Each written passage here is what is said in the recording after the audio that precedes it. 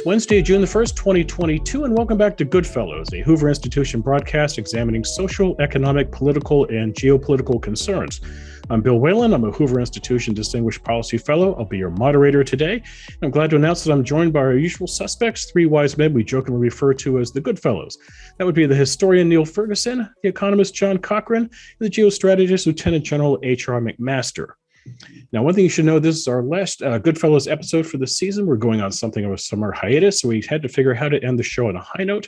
And for GoodFellows, there is no higher note than the guest we have today. She needs no introduction, but she gets one anyway. That is the director of the Hoover Institution, former Secretary of State, former National Security Advisor, Condoleezza Rice. Hello, Condi. There we go. Hello, Bill. How are you? Smooth. Yeah. And away we go. Condi, I don't know if you had a chance to see our latest episode of GoodFellows. Victor Davis Hanson was the guest, and the conversation was, Neil, what adjective would you use for that conversation? Animated. Thoughtful. Thoughtful. I was going to say harmonious. Harmonious. More than the Ukrainians and the Russians. Trump administration, man. I mean, that was nothing. Harmonious, but it was monious, but more acrimonious than harmonious. We've been having a long-running, respectful, thoughtful debate on a very hard issue of where U.S. and Western strategy should go regarding Ukraine. And I think we're listening to each other and learning each other, but there's lots more to talk about. And that's why I'm particularly delighted to have Condi here. But I don't want to usurp Bill's job here.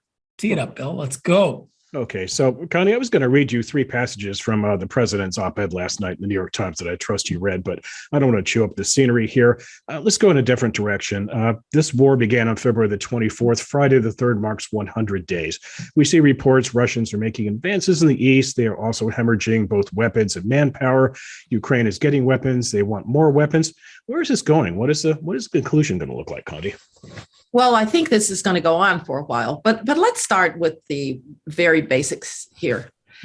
We cannot live in a world in which a big power uses old-style military force to decide to extinguish its smaller neighbor. That's what this war is about. It's about the rules of the game.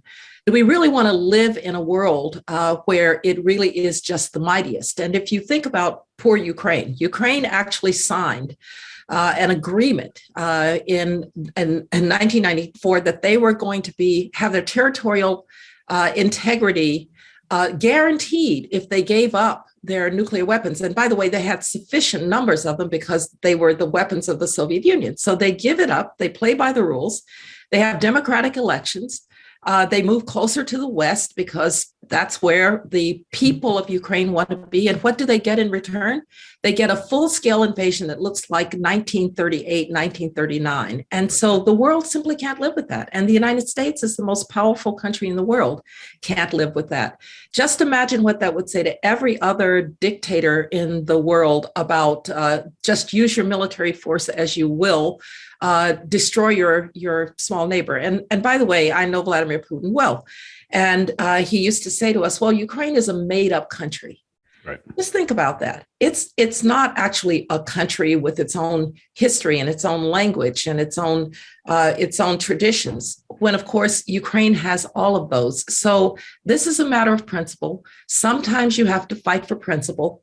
We're fortunate that the Ukrainians are willing to fight. They're just asking for our assistance. They're not asking for American troops on the ground. They're not asking for the United States to pay blood and treasure. They're just asking us to support them. We ought to do everything we can to support them. Maybe I'll chime in on the Hawk side, and then Neil can chime in on the Dove side, and that's where we've been. And HR, the one who actually knows how military affairs work, can tell us how a tank runs. I see the historical analogy. First of all, invading each other has been going on since, I don't know, Alexander the Great, Julius Caesar, the Visigoths, and I thought we were over with that. You're right. The Saddam Hussein invasion of Kuwait struck me as a useful analogy, or maybe Maggie Thatcher and the invasion of Argentina. Bush one's response was, "This shall not stand, period." And we're going to roll it back to the border. It's not about regime change. We roll it back to the border because that's not how we do things anymore. Now, that was more than just we'll give the plucky Kuwaitis some weapons and have a long war while this drags on. We and the West went in. And we've been talking about ending this war. I think HR could end this war in about 3 weeks if given the material to do it. So just why we're fine to let the Ukrainians do it so long as they're doing okay. But there, I think there will come the question: well, what if they're not doing okay? What if they need heavier weapons that might actually strike inside of Russia? We've been debating that. Now, the counter is that, of course, Saddam Hussein didn't have nuclear weapons, and Vladimir Putin does. But and that's, I think, our discussion has been, Neil has been especially eloquent on the dangers of escalation. But the counter to that is, look, we know how to deter nuclear and other escalation.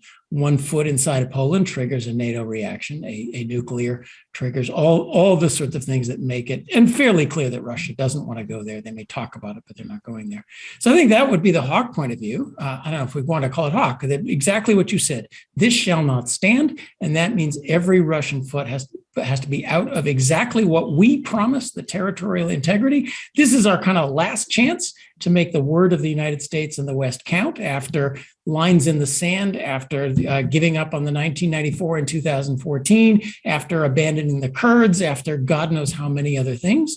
And we got it. That should be the strategic goal: not overthrowing Russia, not weakening Russia, not overthrowing Vladimir Putin, but roll it back to the border and use our standard tools of deterrence to deter an escalation. So that's even a little stronger than where you went, but maybe Neil.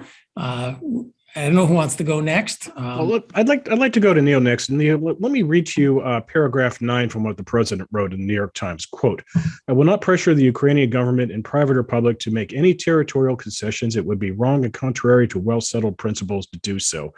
This is a segue into Henry Kissinger, Neil. You are a resident Kissinger whisperer. You're working on your second installment of his biography. You talked to the great man, and you were at Davos when he spoke to the World Economic Forum, and immediate shorthand that got translated as Henry Kissinger suggesting land for peace. So this would be a good chance to, I think, explain exactly what Secretary Kissinger's thinking is, and as we have the 66th Secretary of State in our company, her thoughts on what the 56th Secretary of State had to say.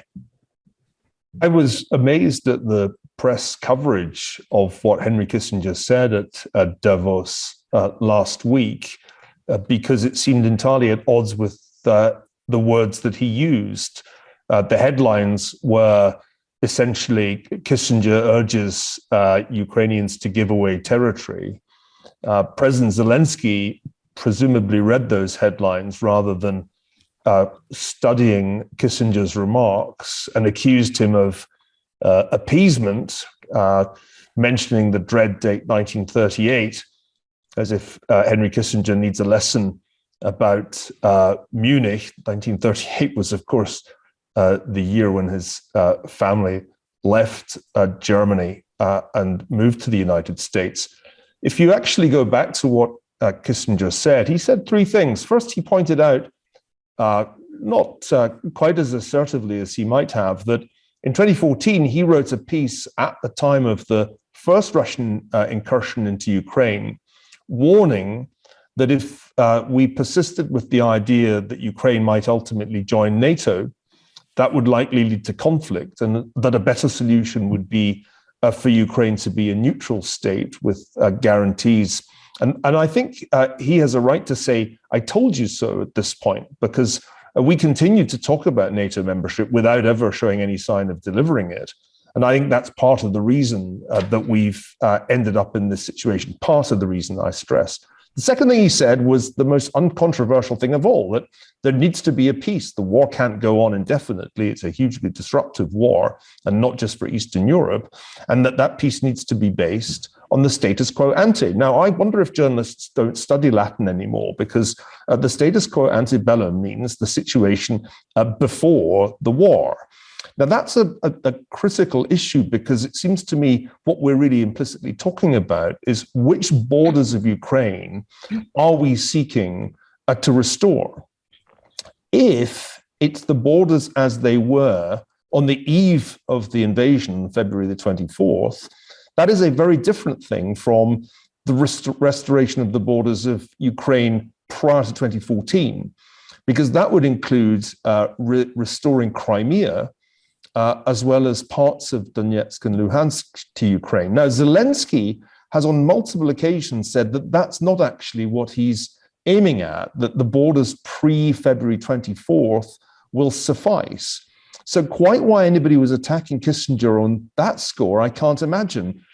If Zelensky himself would accept a return to pre-February 24th. And the third thing that Kissinger said, which got almost no attention, was that we have to see this conflict in a broader global perspective.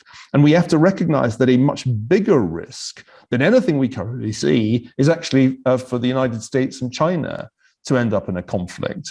That didn't get any coverage at all, but I think it's right to see this not just in the context of of the relationship between the US and Russia, but in a broader context, something along the lines of what I've called Cold War II. Yeah. Well, first of all, I think that Neil is right. People didn't read what Henry said, and I've actually talked to him about this. And so I really do think that he was misrepresented in a sense. And we can forgive Zelensky. He's a bit busy, so maybe he only had time to read the headlines. But let me just take the points. First of all, on the question of U.S.-China, no doubt, that's the conflict of the century. That's the one that both has to be avoided, but yet in a way that keeps China from exercising dominion as it might wish to over the Indo-Pacific. So undoubtedly, that's key. But one thing that I sometimes find odd as somebody who's been in that chair is that people want to choose between the conflicts, right? This one's more important than that one. There's an interaction between them.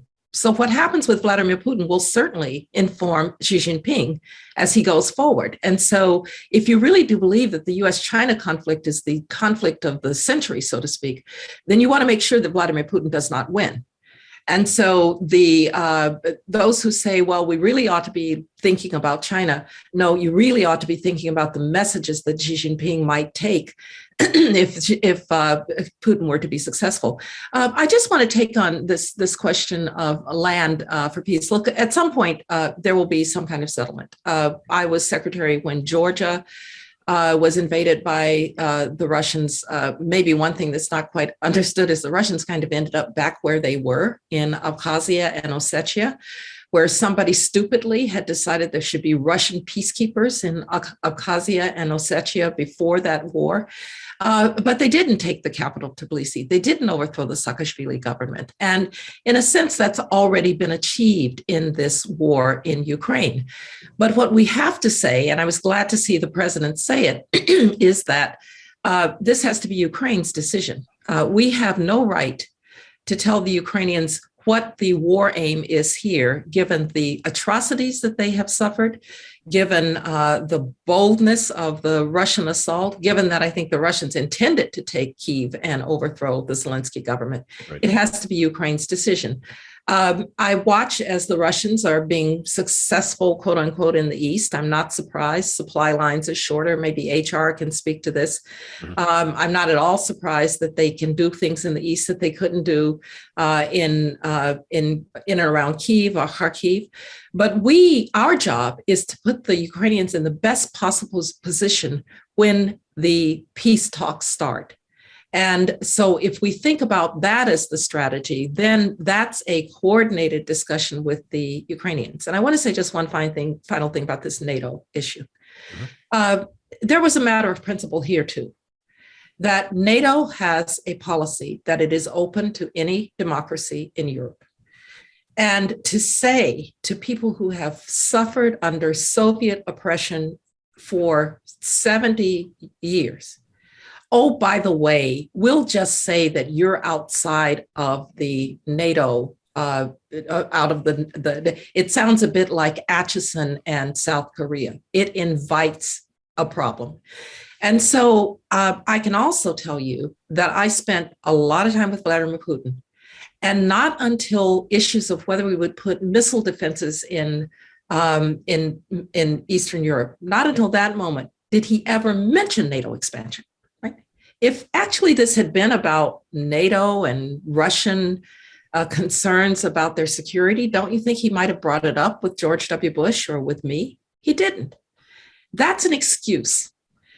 this is about the reconstruction of the Russian Empire. That's what this is about.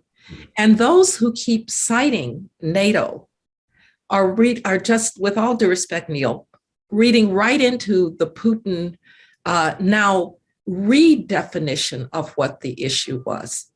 Because having talked to Putin a lot about this, the reason Ukraine is a made-up country is because there's no Russian Empire without Ukraine. The reason that he cites the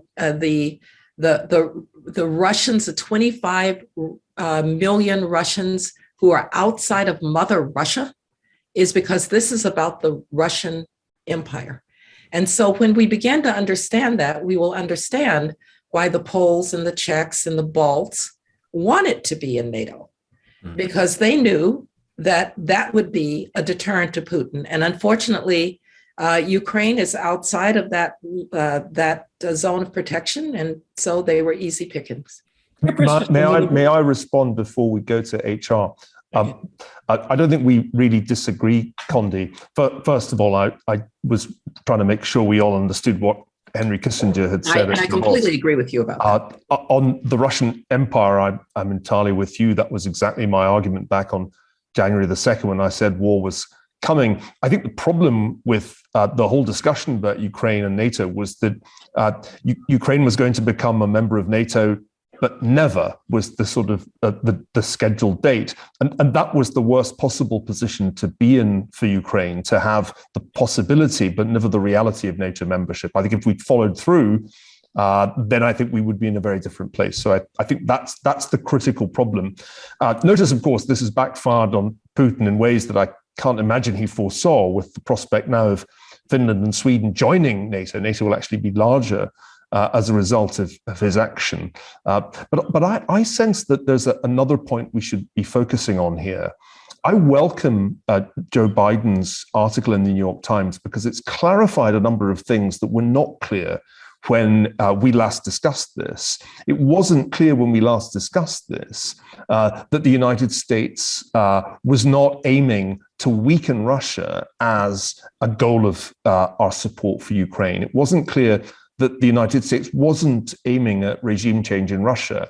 So Biden's explicitly taken a couple of things off the table that got onto the table as a result of, I think, some rather casual talk in the early phase of the war. He's made it clear, too, that he doesn't want to equip the Ukrainians so that they can attack Russian territory. And that's a really extremely important distinction. Some of this gets down into the minutiae of weapon systems, but I think even a lay reader can get there's a difference between using Western weapons, mainly American weapons, to get the Russians back into the territory they controlled on February the 23rd, but we don't want US weapons to be used to hit Russian targets, even although there are certainly Ukrainians who would like to be able to do that. So I think the New York Times piece that just came out is a really welcome clarification of what the United States is trying to achieve. And it's not something that I disagree with. What I disagreed with was some of the things that were being said earlier on when Lloyd Austin talked about weakening Russia as a goal, when Biden himself,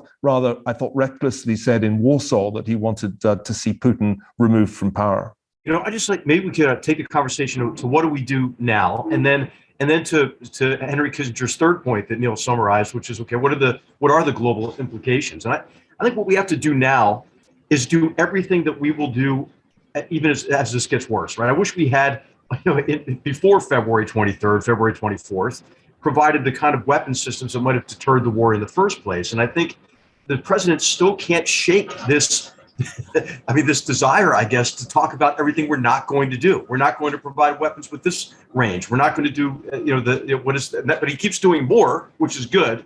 But I think just stop talking about what he's not going to do and elevate the discussion beyond specific weapon systems and talk about the capabilities. How about giving the Ukrainians the capability to ensure that Russia can no longer commit mass murder of innocent people by bombarding residential areas?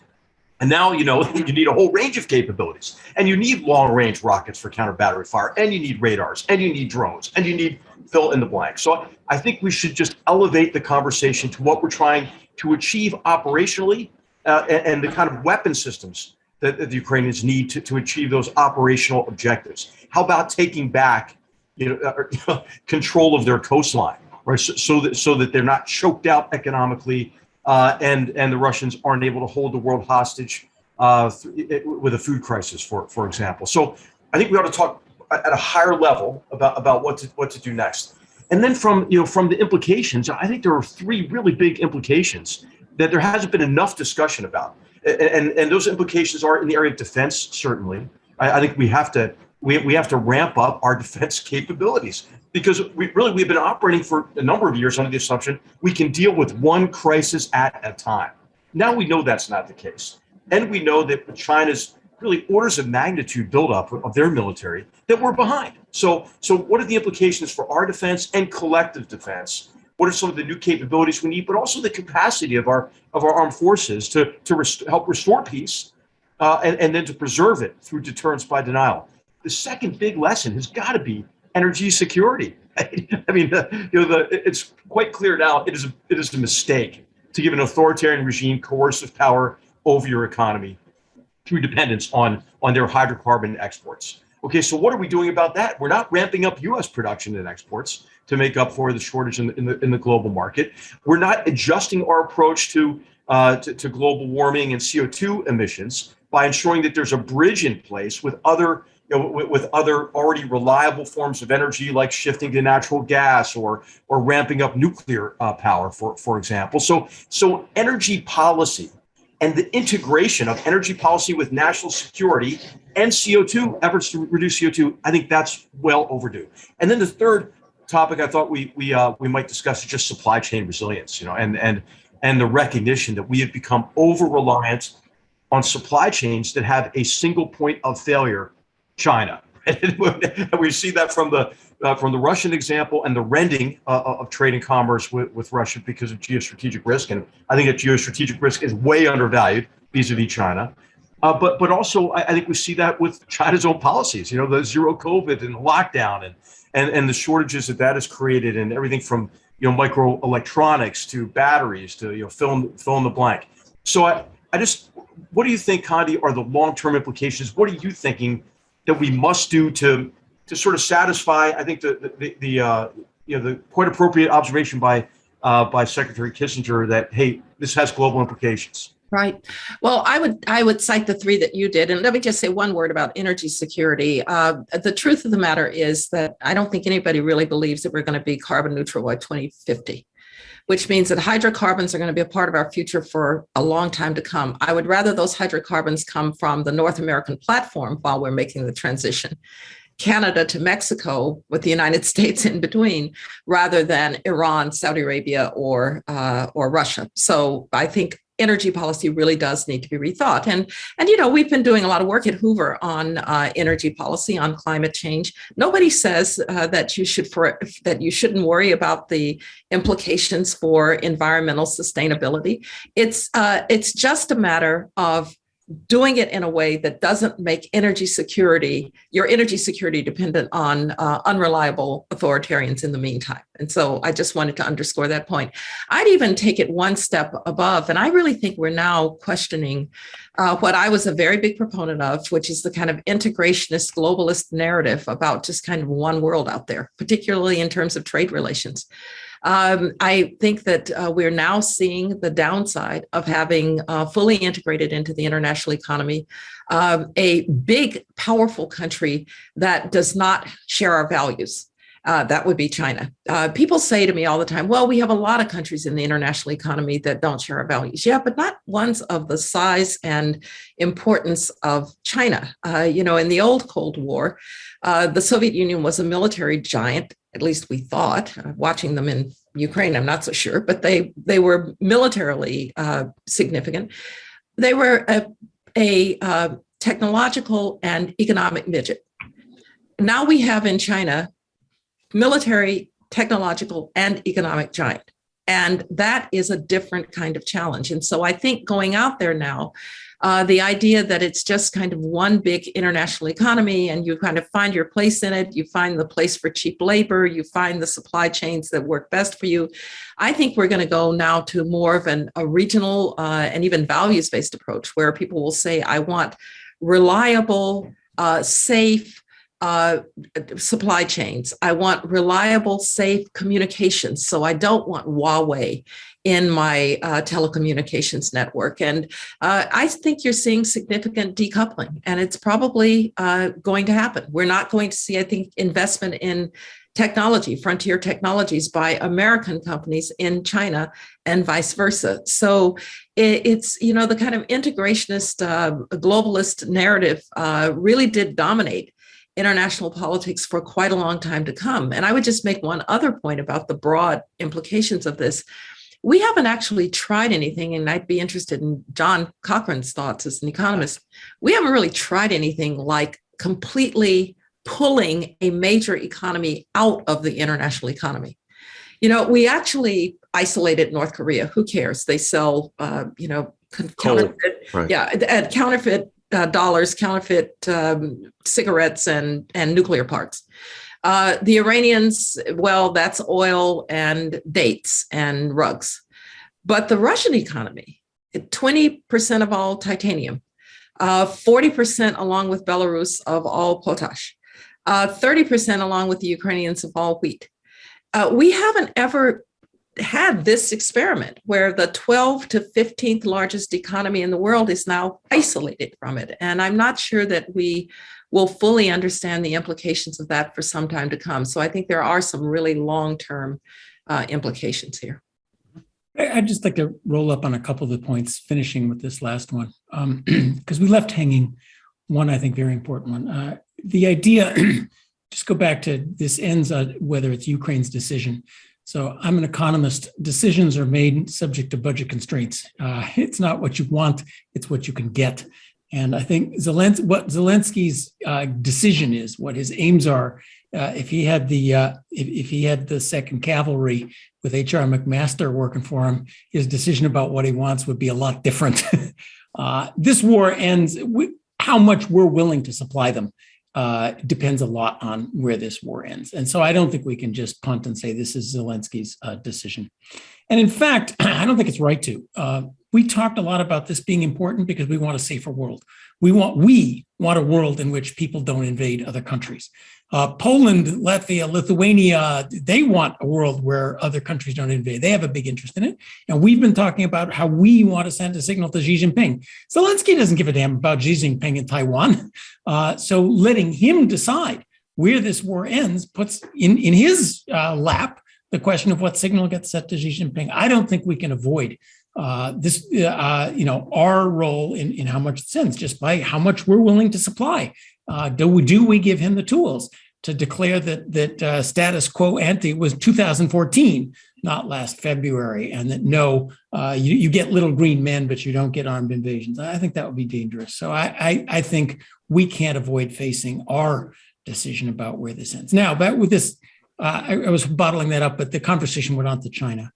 I'm still I think a world that abandons globalization, internationalization would be a disaster.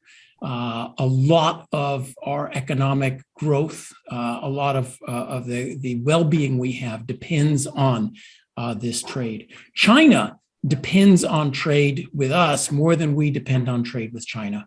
The force that, when China thinks about, do we invade Taiwan, the fact that all of its international trade would then be cut off surely must be sitting on their minds. And if we create an economy where China is like North Korea, fully cut off, well, then, that makes it easier for them to invade Taiwan, as well as dramatically impoverishes us. Remember, 99% of international trade is not a microprocessor that you need to build an F-16. 99% of international trade is Game Boys. It's consumer goods that are produced cheaply. It's furniture. It's umbrellas. It's stuff that can be produced more cheaply in China and Vietnam and Taiwan and so forth. So I think, yes, we need to have a resilient supply chain for things that are critically important to military, for things that are critically important to the economy. Certainly, the energy disaster, which our administration is doubling down on the idea, we'll just build windmills and that'll solve this. Absolutely right. But to say that we want to go all on and isolate China and empower the forces of protectionism and industrial policy in our country, that will impoverish us. That will be a force for China developing in its way that is much more dangerous. I think that goes in a very dangerous way. In fact, I'll play historian. The last great year of globalization was the 1880, was the one that ended in 1914. And the 20, 30 years after that were not happy 20, 30 years. But John, let me be very clear. All right, I didn't say that that's a good world. No, you didn't. Right, and but we may be forced into that world. This may not completely be in our hands. The first point that I would make is that you're absolutely right. If we want to continue to sell umbrellas to China and assemble, Apple continues to assemble in China, I have no problem with it whatsoever. I'm a proponent of global trade because I do think that the American idea at the end of World War II that the international economy shouldn't be a zero-sum game was absolutely the right idea. The problem is it takes two to tango, so to speak. And you have a China that didn't play by the rules of that game. They stole intellectual property. They privileged national champions. They made it difficult for companies. And by the way, they're no longer the low-cost labor provider either. And so, and when I watch Xi Jinping, we'll see what happens to him in November. But this has become a very nationalist agenda. Just ask companies that do entertainment in China what they're being asked to promote in terms of Chinese communist values. Right. And so whenever we talk about this, we have a tendency to talk about it as if it's all the cards are in the hands of the United States. If all the cards were in the hands of the United States, I think we could, in fact, find that sweet spot between not transferring to the Chinese the things that the PLA will need to threaten the Indo-Pacific. But it may well be that a lot of that sweet spot eludes us because the Chinese have other ideas. And Connie, I would just add also he's on a mission to create this dual circulation economy, where he creates dependencies on our part that he can use against us while he insulates himself from any kind of economic or financial disruption. Yeah, and I just make one final point. I don't want to isolate China. My point was Russia is isolated, and that's already a very big deal. But I will say with China, we have to figure out what makes sense in terms of the remaining pieces of trade with China and the like, and what doesn't. And I think for a while, we weren't really discerning about what we wanted to do. There is no way that Huawei should be in anybody's telecommunications network. It just shouldn't be the case. And so we just have to be careful about how that integration looks going forward. That's really the point. So I do think the necessity for fairness in trade, I think, is overplayed. There's a lot of managed mercantilism in those forces. I'm not. This isn't about you. It's about if we endorse a strategic economic competition that unleashes force in the United States for protectionism, industrial policy, and xenophobia, which I think are very damaging. I wasn't accusing you of that. No. I agree, John, and I agree with you. Look, I'm sorry. I just wanted to finish the Russia. You did mention the Russia thing. I think this points to the necessity of ending this war and getting back to a situation where Russia can go back to being the world's gas station, hopefully with a little better environmental standards and providing the lithium and cobalt and stuff that we need. A vision that we're going to treat Russia as a pariah state for the next 20 years and cut it off from international trade is an awful vision. So here Neil was calling for ending the war. I'm calling for ending the war on slightly different terms, but I think that has to be our goal, not just carving up the world. And there's the North Koreas and the Irans and the Venezuelas, which we try to cut off forever until we call on them to pump a little more. John, I agree. But again, there's always a tendency to think that you get the world that you wish. And sometimes there are other players. So it's very hard for me to imagine the reintegration of the Russian economy as long as Vladimir Putin is president of the country. Okay, I'd like to go to Neil now. Neil, there's a piece in NBC News today. Some unnamed West Wing staffers are dumping on the president. They're saying that basically we're tired of cleaning up his messes. And I think this is kind of classic. Condi knows what this is like. She was in a rough midterm election and when she was in Washington. And I think they see the writing on the wall. And these are people of Washington who want to stay in Washington and maintain their livelihood. So you throw the president under the bus. But they do have a point, Neil. Joe Biden goes in front of the cameras. He talks to reporters and trouble ensues. And Condi, this is day 115 of the president not doing a one-on-one with a journalist, which is kind of like Tiger Woods going a year without making the cut on the tour. It's pretty remarkable. But Neil, the president goes on the other side of the Pacific Rim and he is asked the question about what happens if Taiwan is invaded. And he says, we will engage. But here's the question, Neil, what should he have said? Well, the dangerous thing about Taiwan is that we have a rather tried and tested formula of strategic ambiguity that goes back 50 years. It goes all the way back to, talking of Henry Kissinger, Richard Nixon's famous trip to China, and a change in US policy that essentially said we now will accept China's claim that Taiwan is in fact a province of the People's Republic. However, there was an important rider added by congressional legislation in 1979. We won't accept a violent change in the de facto autonomy of Taiwan. And that strategic ambiguity has served the United States pretty well over half a century. Notice Taiwan, rather against the expectations of the Nixon administration, not only survived as a de facto autonomous state, but actually became a very successful, flourishing democracy. It's one of the big success stories of the last 50 years. But it meant that the Chinese could never be quite sure what we would do if they decided to assert their claim over Taiwan by force. Now, I think we should stick with strategic ambiguity.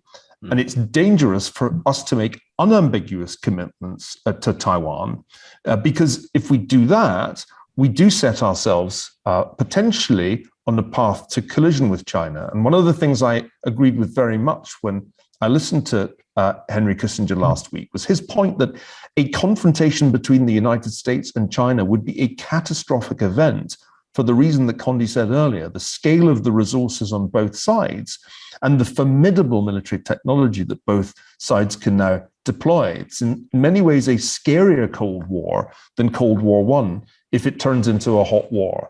So I think Joe Biden made a genuine slip, but it's not a slip inconsistent with the direction of travel in US policy, going all the way back to the Trump administration. Both the Trump and Biden administrations have been more explicitly supportive of Taiwan than their predecessors. And it's odd to me, actually, that the Biden administration has taken this policy on and run with it. But I think there's a reason for that. And the reason is that this administration is quite hawkish on China. In some ways, I think it's more hawkish than the Trump administration was.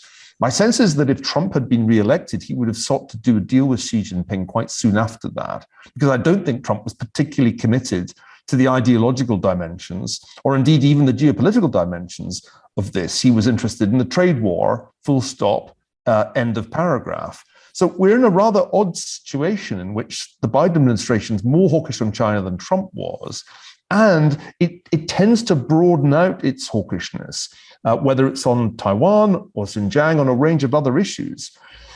Part of what I was struck by as I listened to Kissinger last week was this point that we're driving Russia into China's arms. It's not that Russia's being cut off from the world, it's being cut off from the Western world, from the world that can impose the sanctions that we essentially have imposed. China's not doing that. China's not going to cross certain lines that I think we've drawn fairly clearly. It's not going to supply weaponry, as far as I can see, to Russia. But it's certainly going to trade with Russia. And this takes us back again 50 years, because what was the great Kissinger principle? That the United States should be closer to Russia and China than they are to one another. We've completely reversed that. They're now very close indeed together. And in a way, one of the unintended consequences of policy of the sanctions regime is to drive Russia even closer Neil, to China than it was before. Can I comment on this before we go to Condi here? Hey, I mean, we're all nostalgic for triangular diplomacy, but it's dead, Neil. It's just dead.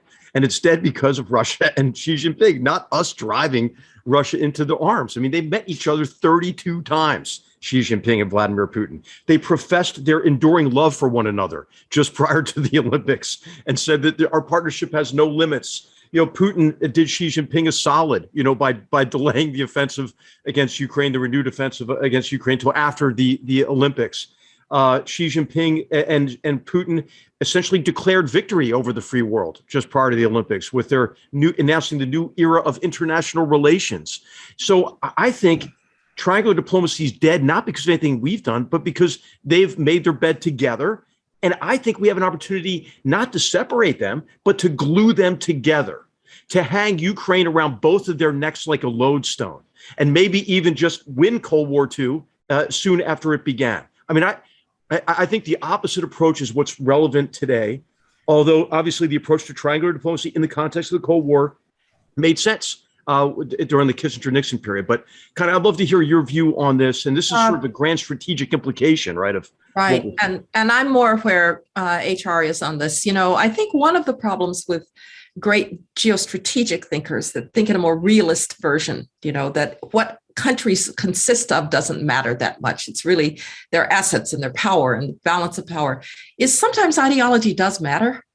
And these are two authoritarians who actually kind of love each other because they have the same view of internal politics, not just because they have the same view of the world, but they actually do believe that authoritarians will dominate the future, not a decadent Western liberalism that's gone down the path of diversity, equity, and inclusion, and all of these things. I mean, they have a whole narrative about the West that glues them together. And so to HR's point, again, it's the point I was making, John, sometimes these things happen despite your policy, not because of your policy.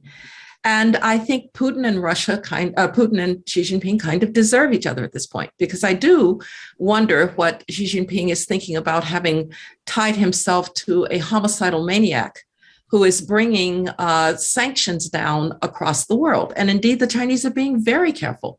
Chinese banks are not actually violating the sanctions. Chinese companies are not rushing into Russia. And I would make just one other point. There's no more xenophobic country vis-a-vis Asians than the Russians. And so there may be kind of natural limitations to this bromance, but the idea that somehow we have the ability to separate them, I think, is at this stage mistaken. I will say one thing that I am concerned about. I think that the use of our Treasury sanctions in this way, which I agree we had to do, will lead others to want to look to an alternative to the dollar for dollar-denominated transactions, because nobody's going to want to be put in the position that the Russians are. You sanction the Russian central bank, and the Russians basically have to barter because they can't use the financial system. And the Chinese have already, as we've done some work on this in Hoover, they've done a lot of work on digital currencies. They have tried to get people to, there it is, the report on digital currencies. They've tried to get people to do transactions in yuan rather than in the dollar. And so that's the one place that I think we have to be careful. And when we were thinking about using these 311 sanctions against the Central Bank of Iran, it was Hank Paulson who said, be very careful that you don't start to undermine the dollar, not so much as the reserve currency, because that brings a lot of other things into play, contracts, rule of law, et cetera. But dollar-denominated transactions, I do think that there's some chance that the Chinese will want to experiment now with can they find, quote, legal ways to get around these sanctions through getting people not to use the dollar. To chime in, it's not so much the dollar itself as the architecture, the SWIFT system, because you can transfer rubles or yuan or Swiss francs or whatever just as easily as dollars, but it's that we control that architecture of how you send money out, and that's the danger. But I want to go back to Bill's original question, because this is really back for Condi, which was about Biden's statements and strategic ambiguity and so forth. I think it was Teddy Roosevelt who said, speak softly and carry a big stick. Right. We seem to be doing the opposite, involving a lot of speaking loudly. And I presume you have the same frustration I have of America making loud statements of what were of our goals. Putin must go. We want to weaken Russia, as we have before. Lines in the sand. Afghanistan will become a democratic place. And then, 6 months to a year later, we don't care that much about that sort of thing. So, and Taiwan, are we really going to fight? Can we win? Are we going to fight a war in Taiwan? One of the questions is not, do we want to, but is this one more aspiration that we don't care about? On the other hand, we talk loudly.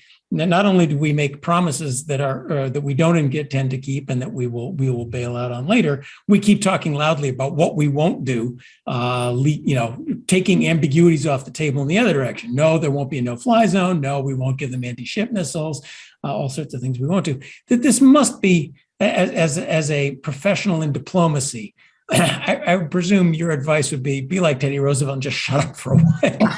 Only say things you really mean. I mean, we guarantee the territorial integrity of Ukraine. You started out with that one. There was a lovely promise that we just didn't keep. Yeah.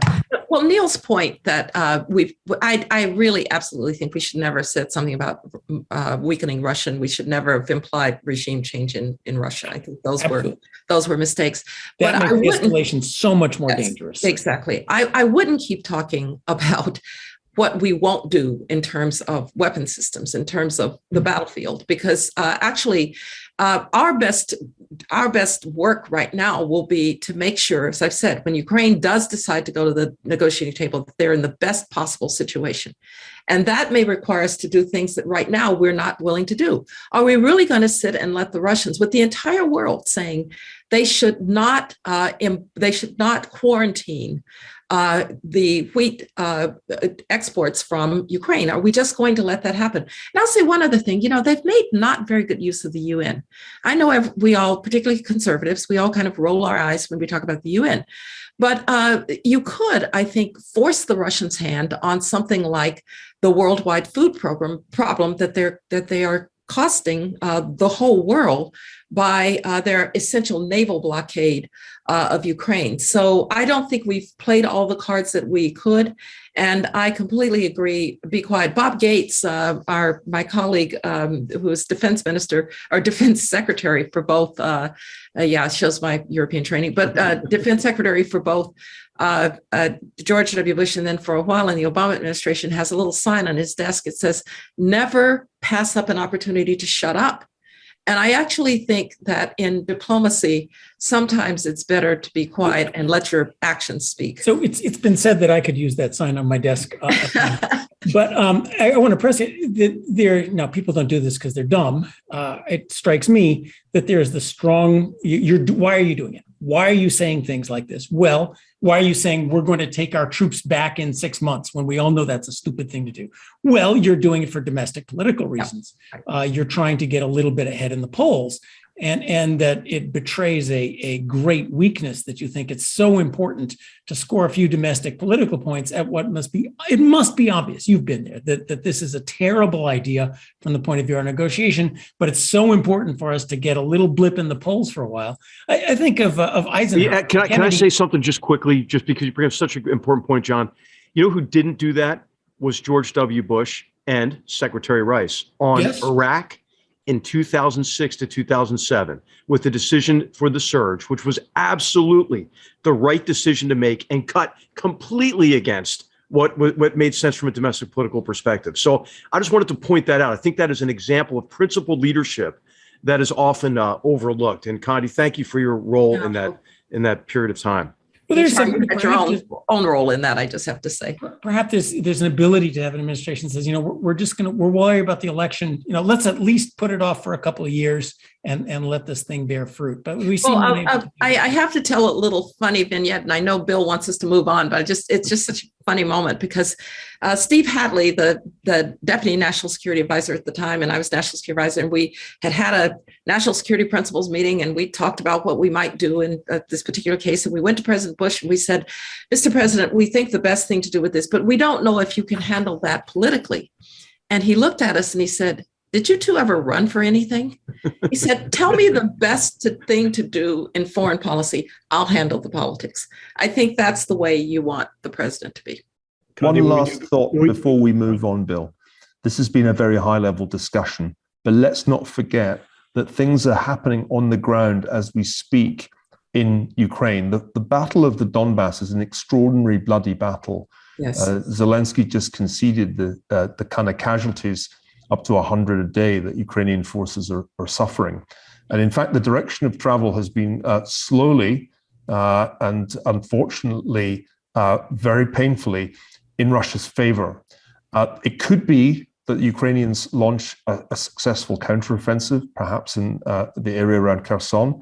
But this war is not over. And those who proclaimed prematurely, in my view, Ukrainian victory need to take a look at the map and think about where this goes. And domestic politics is a key variable in Putin's mind, because he knows that if he can string this out, our attention will wander and the unity of the West will diminish, especially if he can string this out into the winter, when suddenly the Europeans will take stock of just how expensive it is for them to give up on Russian gas and oil, which they've now pledged to do. Yeah, I completely agree, Neil, but I've always said the Russians could win the East at any time that they wished. Right. The supply lines are short. This is what they do. Their problems are, I agree with you. I think premature declarations of victory for the Ukrainians, I never believed that.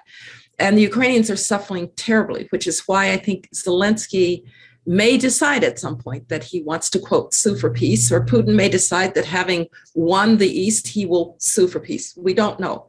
But let's not underestimate also what's happening on the Russian side. We know that the toll on their military is extreme, and they can't launch a general mobilization because Putin knows that this war, despite all of his propaganda, is actually not popular at home. There have been a series of bombings across Russia at military commissariats, which is where people are recruited. That says to Putin, don't even think about trying to call up more troops. And so what he's got to do, this is really HR's business, but I think what he's got to do is try to win someplace and redeploy. Because at this point, they're kind of running out of manpower. They decided to accept people over the age of 40 for the armed forces. So yes, the Ukrainians are, I think, at this point, not winning, but I think we would be mistaken to say, well, the Russians are winning, and therefore we need to push them to the table. There are also reports, and of course, I have to guard against cheerleading for the Ukrainians. That's a tendency I have, but I think that this idea of will, the will of units to fight is immensely important, to maintain it on the Ukrainian side and to disintegrate it on the Russian side. I mean, that's really what the Ukrainians are trying to do. And I think these reports of mutinies within Russian formations and the very, very high losses of junior officers in an army that doesn't have a non-commissioned officer corps, I think get to the Russians' ability to fight and sustain an offensive. But as Condi said, I mean, they're going back to what they can do, which is massive bombardments that don't take a lot of sophisticated fire and maneuver or combined arms operations. That's why some of these capabilities are so important to get to the Ukrainians. We had Ben Hodges on, Condi, who was the former United States Army Europe commander and knows Ukrainians very well. He made a really important point during that GoodFellows. He said, what's super important now is the logistics ability to get these weapons into the hands of Ukrainians and ensure that they can be sustained in terms of ammunition and maintenance, and they can be operated effectively through training and so forth. And I think he's absolutely right about that. So I know a lot of weapons are going there, but where are they going once they get there? How much assistance can we provide in making sure they're integrated, especially these counter battery capabilities, or the ability to go after effectively the Russians' artillery and rocket launchers. And I think that could be really decisive, in terms of taking away what the remaining element of Russian strength, which is just this massive artillery and fires capability. So, Condi, when we do GoodFellows in person, Neil very generously segues because I think he can see the pain, tortured look on my face as I'm trying to move the conversation along. And I hope that's not coming through the screen. But that said, I'd like to shift back to the United States and talk about the tragedy in Texas. Condi, you might remember there was a magazine years ago called Spy Magazine, and they did satires on politics and culture. And they once had a feature very clever. It was called Cokie Roberts is the Center of the Universe. And what it did was it pointed out that Cokie Roberts, the late Cokie Roberts, she probably interviewed you in Washington. She was an ABC political correspondent, PBS. Before that, she was married to Steve Roberts, a New York Times correspondent. Her brother, Tommy Boggs, was a big lobbyist in D.C. Her parents, Hale and Lindy Boggs, were members of Congress. And so SPY just did this elaborate chart just showing all the places in America these people went into. I look at the shooting in Texas Condi, and I see that as the center of a very complicated, very thorny policy universe in this regard. Yes, we can talk about the Second Amendment. We can talk about the vast amount of guns in the country, what guns we should and should not have, who should have guns at what age. We can talk about desensitized kids. Is it too much call to arms? We can talk about mental health, certainly, which I know John is passionate about, why kids feel the need to do this, young boys. We can also segue into another tragedy, Condi. I don't know if you saw the story, but kids in America now die more often from gun violence than they do cars or cancer. And if you look inside that number, Condi, it's very interesting. There's one specific demographic, and that's non-Hispanic Black youths that's really driving it, which takes us, Condi, into a whole nother rabbit hole of what it is to grow up Black in America in terms of family, in terms of faith, in terms of education, economic opportunity. If Dr. Rice were asked to do triage on this situation, what would she prioritize? Where would she start? Yeah, well, Bill, let me just amend one thing, what it means to grow up Black and poor in America. Yes. Because to grow up Black and educated in America is a completely different thing. Thank you for clarifying. And but the reason I mentioned that is that that's one of my triages. Yes. We have really got to make sure that people have opportunity. And right now, if you're trapped in a failing neighborhood school, you aren't going to read by the time you're third grade. That means you're not going to read. And then what are you going to do? You're going to go to the streets. The prison population among Black males is a national disgrace. And so I start with the question of opportunity, but that's a long-term proposition. It's not a short-term fix. And maybe I'll come back to GoodFellows someday and talk about the importance of school choice and giving poor parents a chance to do something for their kids that makes sense. But to the gun violence, I just want to be clear on something. I've been known to be a defender of the Second Amendment, and it comes partly out of my experience in Birmingham, where in 62 and 63, Eugene Bull Connors police were not your friends. And my parents, my father in particular, and his friends got their guns together. They went to the head of the community and they scared off white night riders. And so I think they were acting in what the founding fathers intended, the well-organized militia to protect themselves against the state, because the Birmingham police certainly weren't going to protect your families. That said, I think we ought to be looking at all of these aspects. I don't believe Americans really need to have military weapons. Do they really need to have magazines that are rapid fire? Obviously, maybe we do need to think about more in the way of background checks and the red flag laws that would flag people who really shouldn't have guns. Maybe the age should be 21. I was reading a very interesting story about former Governor Rick Scott in Florida, who passed some quite significant gun control laws in what is a very red state. And so I hope we can step back and say what makes sense in terms of gun laws, but consistent with the spirit of the Second Amendment, because we can't start deciding that there are just certain amendments that in the modern age we'll throw out. The Constitution is a whole for a reason. And so that's a conversation we need to have. And then we clearly have to do something about disaffected, alienated, particularly young men. And before they get to the point that they are doing this thing, what is happening to them in the schools? With this young man had a terrible family circumstance. Where was Child Protective Services when he was 11 or 12 years old? It seems to me that this entire system is broken. And what we're seeing is, unfortunately, the symptoms of it. And if we just treat the symptoms without going to what some of these root causes are, I think we're going to have a terrible situation for a long time to come. And it's pretty bad now. And by the way, it's not just mass shootings. It's what's happening in the streets of Chicago on a practically nightly basis. It cannot be the case that this Second Amendment was designed to allow Salvador Ramos, an 18-year-old with an obviously very disturbed mind, to acquire a semi-automatic AR-15 rifle walk into a school and kill 21 people, 19 of them kids. I have a fourth grader in this house. And the reason he's in this house is that we're protecting his classmates from COVID.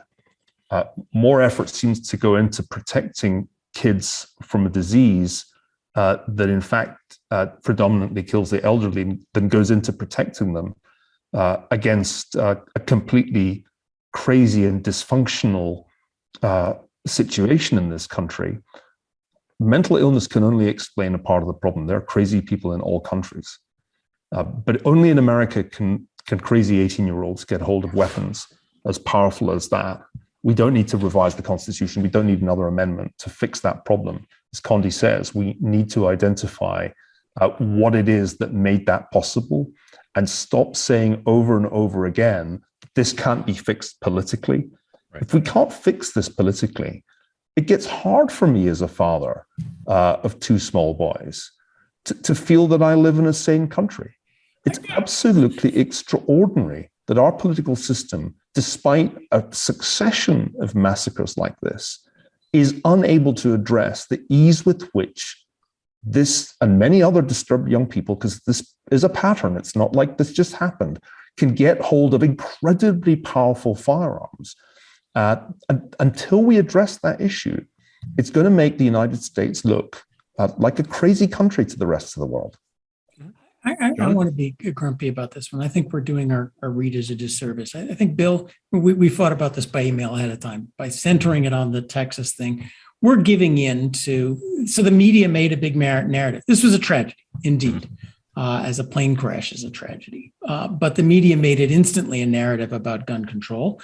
And the GoodFellows and our boss, we don't comment. Every time there's a hurricane, we don't comment about climate policy. And that's what's happening. There's a tragedy, bing. We've been through this time, and the gun control debate. I think Condi brought up the important facts. I feel terribly for the families in Texas, but I also feel terribly for the tens of thousands of children who are being slaughtered every day on the streets of, say, Chicago or San Francisco. Many of them disproportionately Black, poor minority kids. Those are just as tragic, even though they never get reported in the news. They are being killed by guns. What kind of guns?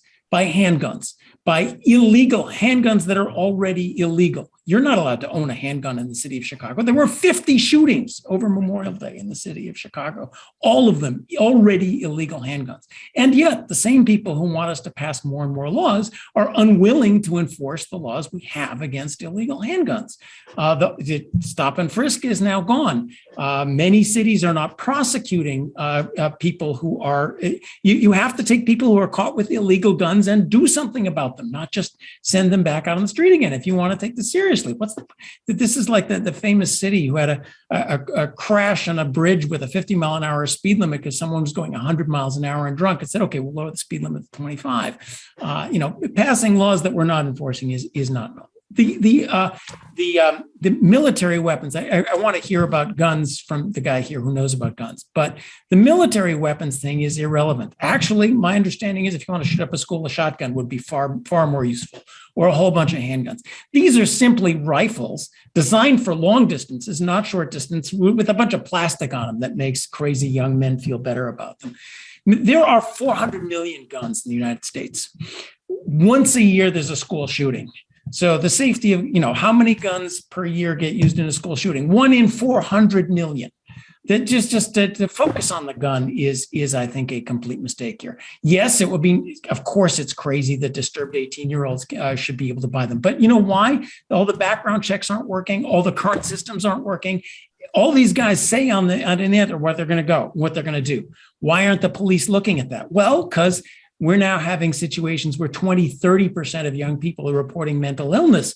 That's in the 1 in 100 million things as well. So I think focusing on the school shooting is it's a terrible thing, but this is a tiny, tiny fraction of the number of kids who are getting shot every year in the school shootings. And I think we should be focusing on the actual problems and feel good passing more rules that we don't enforce on automatic, on kinds of weapons. It's just, our job is to do quantitatively important policies. Let me ask it this way. Let's pass everything that Biden has talked about.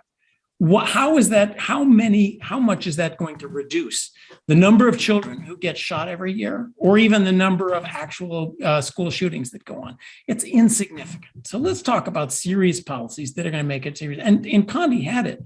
There's a problem of families here. There's a problem of both white and black, our underclass, if you will. It starts with 70, 80, 90% out of wedlock childbirth. I mean, already there's strikes against it. It goes on to schools, dysfunctional communities. That's really the underlying problem. John is banging his table, but HR, maybe you can explain to John not only the difference between an AR-15 and a shotgun, but also the difference between a massacre and a plane crash. Yeah, I'll tell you. There's massacres every day. There's a massacre last weekend on the streets of Chicago.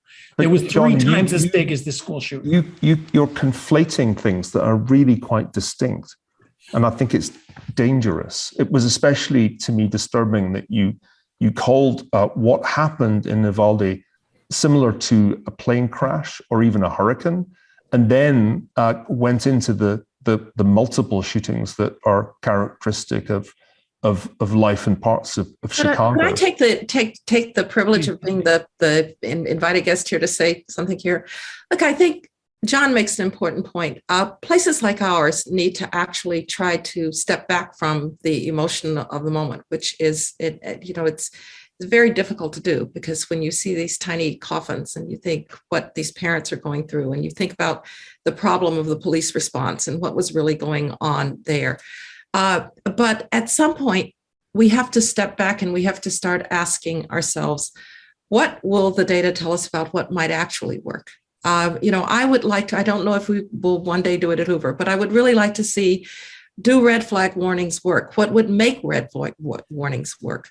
Would it matter if you change the age to 21, not 18? What about how one is notified that somebody within our problems of our concerns about civil liberties, that somebody is notified that this is somebody who's writing about going and killing young people, and by the way, kills his grandmother first. Something went woefully wrong here. I understand the emotion. We do have constitutional issues, I believe, that we cannot simply set aside. But it shouldn't be, to Neil's point, it shouldn't be beyond the possibility of humankind and smart people to have policy discussions that try to take us to what we know about what has been done, what has or has not worked, and then to begin to look at what we might do.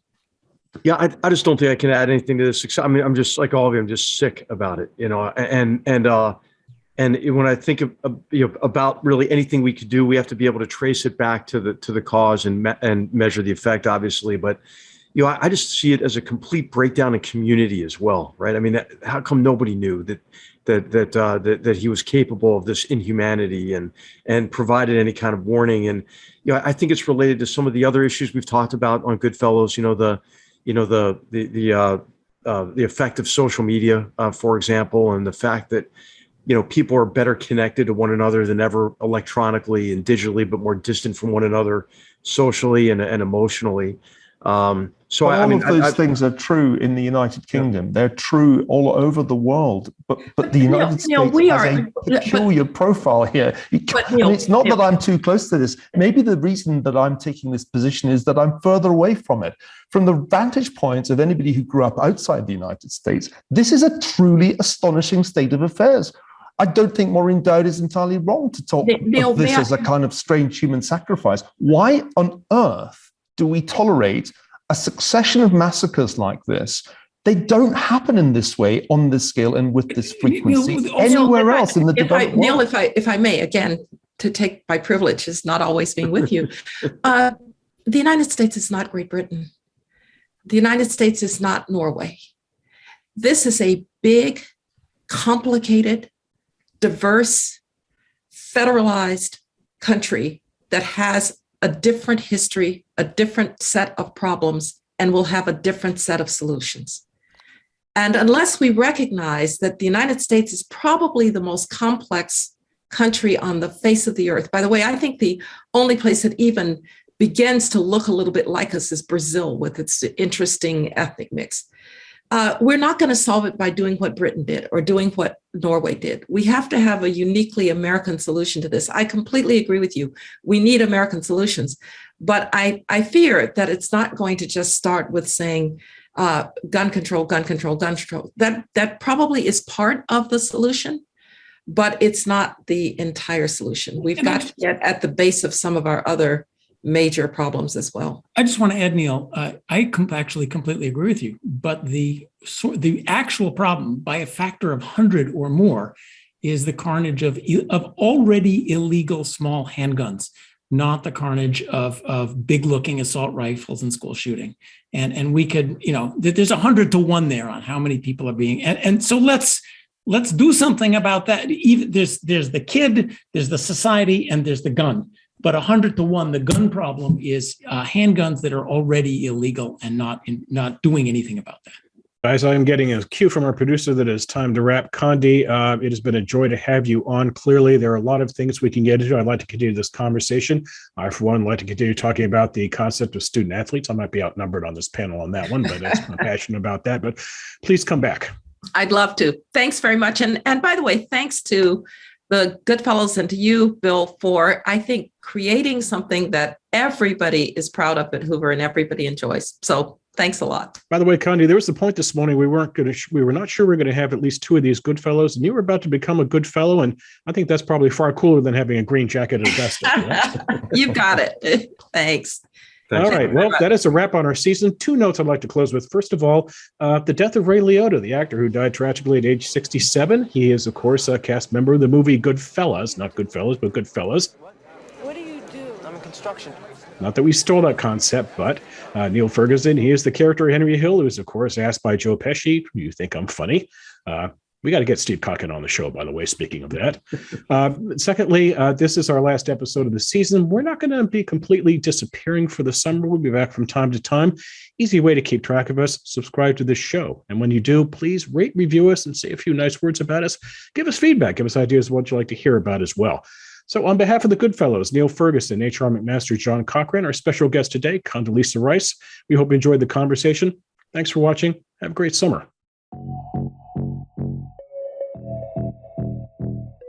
If you enjoyed this show and are interested in watching more content featuring HR McMaster, watch Battlegrounds, also available at hoover.org.